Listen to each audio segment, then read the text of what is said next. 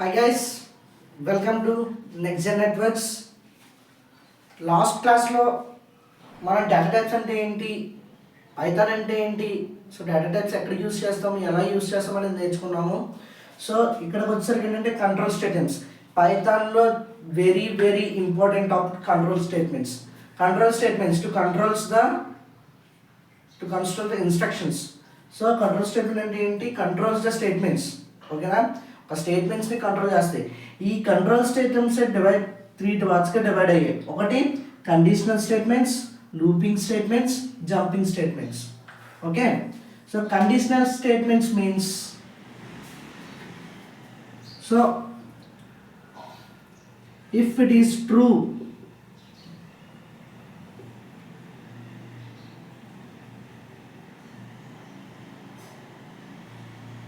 to perform, if it is true to perform. ఓకేనా, ఏదైనా ఒక ఇన్స్ట్రక్షన్ ఇచ్చి మనకు అది ట్రూ అవుతుందంటే పర్ఫామ్ చెయ్యి అని ఒక కండిషన్ అనమాట. కండిషన్, ఈ కండిషన్లోనే మొత్తం 4: if statement, else statement, elif, nested leaf. If, else, elif, nested leaf. Okay, ఈ కండిషనల్ స్టేట్మెంట్స్ ఇంకోటి ఏమంటామంటే డెసిషన్ మేకింగ్ స్టేట్మెంట్స్ కూడా అంటాం. డెసిషన్ మేకింగ్ స్టేట్మెంట్స్ కూడా అంటాం. ఓకేనా, కండిషనల్ స్టేట్మెంట్స్ టు కండిషన్ పెడుతున్నావు. సో ఇది ట్రూ అయితేనే నువ్వు పర్ఫామ్ చెయ్యి అని కండిషన్ పెడుతున్నావు. It is true to perform. Okay, next looping statements. So looping statements means, so కంటిన్యూస్గా ఒక 500 టైమ్స్ కావాలనుకోండి లూపింగ్. సో లూపింగ్ అంటే ఏంటి, it's a closed path. Okay, repeated. Okay, so అందులో మనకి ఏంటి, for loop, while loop, nested loop. Okay, for loop, while loop, nested loop. Next jumping statements. ఇవి ఏమన్నా మనం జంప్ చేయాలనుకున్నాం అనుకోండి, జంపింగ్ స్టేట్మెంట్స్ వాడతాం. So jumping, pass, continue, break.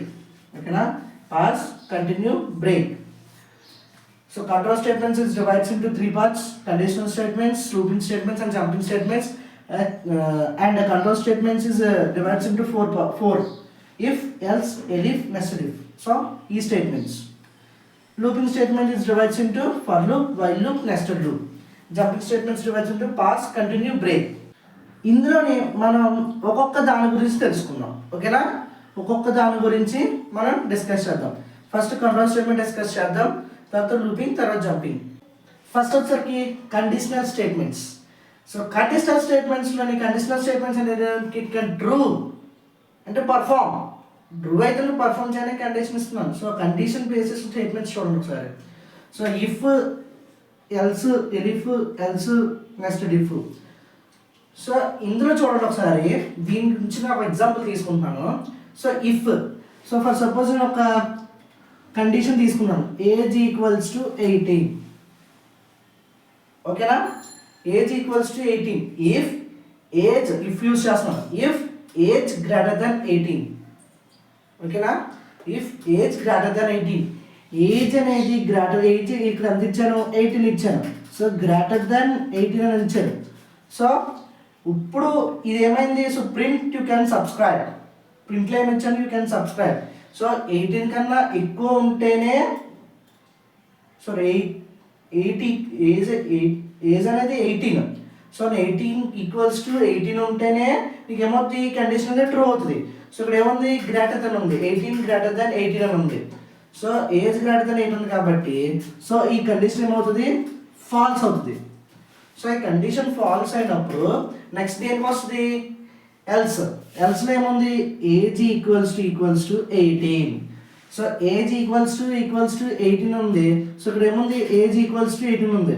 So you print you can subscribe. So ఇది true అవుతుంది.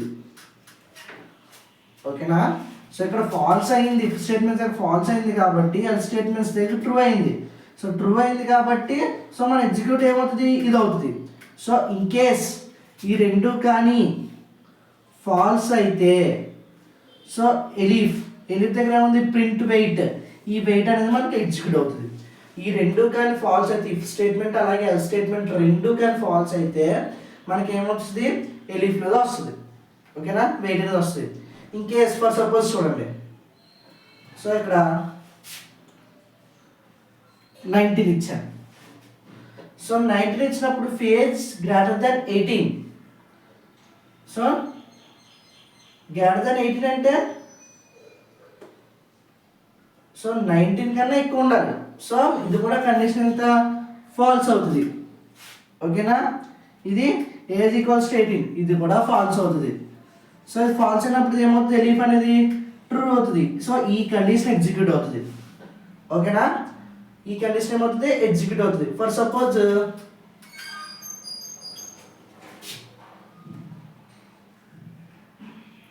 17 ఉంది. So 17 ఏంటి, phase greater then 18. So greater then 18, so 17 కన్నా ఎక్కువ ఉండాలి 18. సో ఇదేమవుతుంది, ట్రూ అవుతుంది. సో ఇది ట్రూ అయ్యింది అంటే ఈ రెండు ఎగ్జిక్యూట్ అవ్వవు. ఫస్ట్ ఇది ట్రూ అయ్యిందంటే ఈ రెండు ఎగ్జిక్యూట్ అవ్వవు. ఓకేనా, సో చూడండి ఇక్కడ స్పేస్ మాత్రం ఇవ్వాలి మీరు, దానికి ఒకటి స్పేస్. ఓకేనా, ఇక్కడ స్పేస్ అనేది ఉంచాలి. ఓకే, సో ప్రోగ్రామ్లో అలాగే ఎగ్జిక్యూట్ అవుతుంది, ఇక్కడ స్పేస్ అనేది ఉంచాలి. Next, so if else if, అర్థమైంది కదా. ఇఫ్ ఒకవేళ ఈ కండిషన్ ట్రూ అయితే ఈ రెండు ఫాల్స్ అవుతాయి. సో ఈ రెండు ఎగ్జిక్యూట్ అవ్వవు, ఫాల్స్ అవ్వడం కాదు, ఎగ్జిక్యూట్ అవ్వవు. ఓకేనా, ఇది ఫాల్స్ అయితే ఇది ట్రూ అయింది అనుకోండి, ఇది ఎగ్జిక్యూట్ అవుతుంది. లేదు రెండు ఫాల్స్ అయితే ఇది ఎగ్జిక్యూట్ అవుతుంది, వెయిట్ అనేది. ఓకేనా, నెక్స్ట్ నెస్టెడ్ లూప్. ఈ నెస్టెడ్ ఇఫ్ ఈ నెస్టెడ్ ఇఫ్ ఎక్కడ యూజ్ చేస్తుంది, ఏం చేస్తామంటే ఇఫ్ లోపల ఇఫ్. ఓకేనా, ఇఫ్లో ఇఫ్ అనేది రాసుకుంటాం. ఇఫ్లో ఇఫ్ ఒకసారి చూడండి, ఎగ్జాంపుల్ ఇక్కడ ఇఫ్ ట్రూ అని రాశాను. If true print high. Okay, next మళ్ళీ ఇఫ్ రాశాను, if true print bye. So ఇక్కడ మనం ఏమిచ్చా స్టేట్మెంట్స్, కండిషన్ ఏమిచ్చాం, హాయ్ ఇచ్చాను, బాయ్ ఇచ్చాను. సో ఇక్కడ ఏం రాస్తామంటే ఇఫ్కి తిన్నంగా ఎల్స్ ప్రింట్ అని రాస్తాం, ఈఫ్ తిన్నంగా కూడా ఎల్స్ ప్రింట్. సో అప్పుడు ఏమవుతాయి, రెండు ప్రింట్ అవుతాయి. సో నేను ఇఫ్ లోపల ఇఫ్ రాస్తున్నాను, నేను కండిషన్ ఇస్తున్నాను, ఇఫ్ లోపల ఇఫ్. సో ఇఫ్ ట్రూ నేను పర్టికులర్గా ఇచ్చేస్తున్నాను, if true print hi, if true print bye. So ఈ రెండు ఎగ్జిక్యూట్ అవుతాయి. ఓకేనా, so if elif else nested if state చూడండి, ఇది అర్థమైంది కదా. ఇఫ్ స్టేట్మెంట్ కానీ ట్రూ అయితే సో ఈ రెండు ఎగ్జిక్యూట్ అవ్వవు. ఓకే, ఇన్ కేస్ ఇది ఫాల్స్ అయితే ఇది ట్రూ అయితే ఇది ఎగ్జిక్యూట్ అవుతుంది. సో రెండు కానీ ఫాల్స్ అయితే ఇది ఎగ్జిక్యూట్ అవుతుంది, వెయిట్ అనేది. ఓకేనా, సో ఇది కండిషనల్ స్టేట్మెంట్స్. ఓకే, ఇది కండిషనల్ స్టేట్మెంట్స్. నెక్స్ట్ క్లాస్లో లూపింగ్ స్టేట్మెంట్స్ గురించి చెప్పుకుందాం. ఈ వీడియో కానీ మీకు నచ్చినట్లయితే లైక్ చేయండి, షేర్ చేయండి, సబ్స్క్రైబ్ చేయండి. సో సపోర్ట్ చేయండి. Thank you.